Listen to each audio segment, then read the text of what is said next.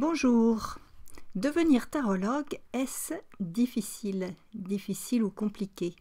Bonjour, je suis Hélène Poiseau, psychologue et tarologue, et je vous propose une petite vidéo sur cette réflexion. Alors difficile, non, c'est juste un chemin. Alors ce chemin peut être simple si, comme le maths, vous continuez jour après jour à marcher sur ce chemin avec passion, persévérance et détermination. Et il pourrait cependant devenir très compliqué si vous vous laissez faire par vos doutes, vos incertitudes et votre manque de confiance en vous. Alors, comment faire pour éviter ces écueils? Il est important d'abord de vous approprier l'énergie du battleur. Pourquoi? Parce que c'est une énergie d'enthousiasme et de spontanéité. C'est une énergie ludique, curieuse, et c'est celle de votre enfant intérieur qui sait si bien jouer et expérimenter la vie. Alors quel bonheur de contribuer à ce que la planète se porte mieux. En effet, dès lors que vous apportez un peu de lumière à une ou plusieurs personnes, eh bien vous apportez votre contribution à l'univers entier. En effet, vous savez que depuis le point de vue de l'énergie, tout est interconnecté. En contribuant à un monde meilleur, eh bien votre vie prend un sens. Et de plus en plus, vous vous sentez à votre place. Pour la pratique du tarot, c'est le cas bien sûr si vous aimez cet outil et si même il vous passionne. Au cas où vous n'auriez pas encore osé proposer un tirage si vous êtes débutant, eh bien, j'ai une très bonne nouvelle pour vous. Vous pouvez le faire dès aujourd'hui, même si vous pensez que vous n'avez pas les compétences et même si vous ne les avez pas. Vous allez voir comment faire. Alors voici un tutoriel en 5 étapes pour que vous puissiez faire une consultation même si vous êtes débutant.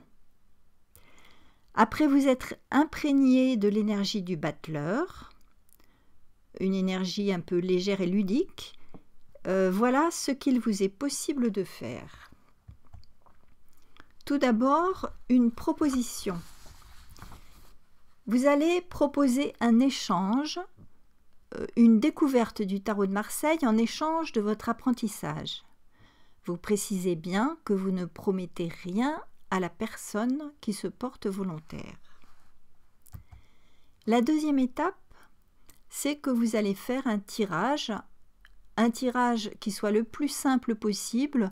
Je peux vous proposer par exemple un tirage en 3 cartes, comme protocole, votre personnalité telle qu'elle est aujourd'hui, votre potentiel à développer, le conseil du tarot. Donc c'est un tirage qui est relativement simple. Ensuite, l'étape 3, c'est un questionnement. Vous allez vous contenter de poser quelques questions comme « Que t'inspirent ces cartes ? Que ressens-tu » Puis éventuellement des questions aussi pour clarifier ce que la personne vous dit, quand ou comment cela t'est arrivé. Donc vous allez laisser la personne s'exprimer. La quatrième étape, des simples mots-clés. Après avoir pris tout le temps pour que la personne s'exprime, vous allez prendre les mots-clés, il y a 3 mots-clés par majeur, pour lui donner une indication en lui demandant toujours « Est-ce que ça te parle ?» Donc, il faut que vous puissiez prendre ces mots-clés, mais vraiment, après avoir laissé tout le temps à la personne de s'exprimer, c'est très important. La 5e étape, c'est la conclusion. Donc, c'est tout. Vous en avez dit le moins possible. Et pour conclure cette petite séance, vous allez demander à la personne « Quelle est ton impression sur ce contact avec le tarot ?» Laissez-la donc conclure et remerciez-la chaleureusement. L'aide que vous apporte l'énergie du tarot. Avant toute chose, vous vous êtes préparé en faisant monter votre curiosité et votre plaisir avec l'énergie du battleur. Ensuite, vous avez invité une personne, une connaissance que vous avez de façon chaleureuse et bienveillante avec l'énergie du soleil. Puis, lorsque vous avez proposé un tirage, vous vous êtes enraciné pour trouver votre force et votre détermination avec l'énergie de l'empereur. Puis, pour la troisième étape, vous avez proposé un questionnement. Vous vous êtes laissé inspirer par l'énergie du pape pour laisser venir vos questions. Pour la quatrième étape, vous avez de simples mots-clés. Vous faites confiance à la puissance des mots, la parole, avec l'énergie de l'impératrice. Et pour la conclusion, eh bien, vous ouvrez les énergies de la confiance avec l'étoile et vous laissez partir la personne comme le mat avec son indépendance et sa liberté. Alors maintenant, il y a 2 pièges à éviter. Le premier, c'est celui des questions qui sont orientées vers le niveau matériel. Alors ce sont par exemple des questions comme « vais-je retrouver un travail ? Est-ce que je vais rencontrer l'amour ? Comment faire pour mes problèmes ? Vais-je sortir de mes problèmes financiers ?» par exemple. Alors, il convient de refuser de répondre à ces questions parce qu'elles se situent dans le domaine de la divination. Alors vous pouvez dire par exemple, je ne fais pas de divination avec le tarot, mais du développement personnel. En effet, pratiquer la divination, c'est prendre le pouvoir sur l'autre et c'est dangereux. Et vous savez que dans la conscience collective, eh bien, le tarot est associé presque automatiquement à de la divination. Si vous êtes débutant, je vous conseille de faire un tirage sans question, avec un protocole comme celui que je vous ai donné plus haut. Comme ça, vous éviterez ce piège. Alors le deuxième, ce serait de vous angoisser parce que la personne a tiré une carte qui lui fait peur. Par exemple, comme le diable ou l'arcane sans nom ou des lames comme celle-là. À ce moment-là, vous allez faire 2 choses. D'abord, lui demander quelle est cette peur pour qu'elle puisse s'exprimer et ne pas garder une sensation de peur.